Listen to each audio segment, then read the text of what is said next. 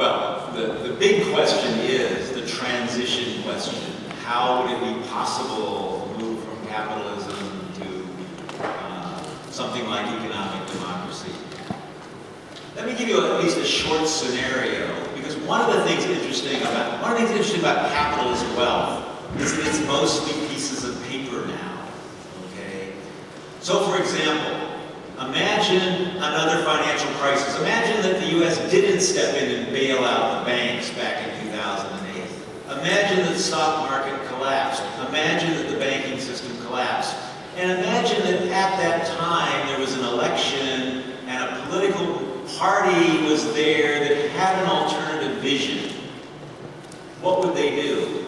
Well, first of all, the stock market has collapsed. The individual shares of all those publicly traded companies would be almost worthless. So the state could easily say, we'll buy them all. You know, we'll even pay higher than they're worth, so you've got nothing to complain about. Okay. Suddenly, the government owns, the major corporations, in the society. Okay, you've got them. Now, turn them over to the workers to be run democratically. Set up some guidelines. You can keep the managers you have right now, or you can elect new ones. You have to set up a worker council, and so on. You've democratized the commanding heights of your economy. At the same time, the banks have collapsed. Nationalize those too. That's been done. Sweden nationalized its banks back in the '92 crisis.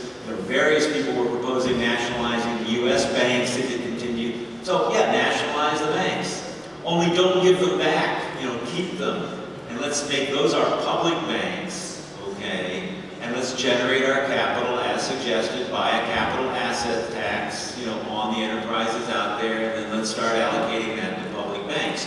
So in a sense, it wouldn't change much for most people. Initially, you still get up, you still go to work in the same place, and so on and so forth.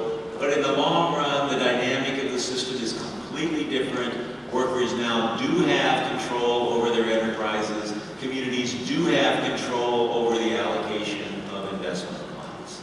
So that's the transition question. Now, the other thing, in the meantime, the political movement can start implementing reforms, pushing for reforms. Pushing for assistance in setting up cooperatives, for example.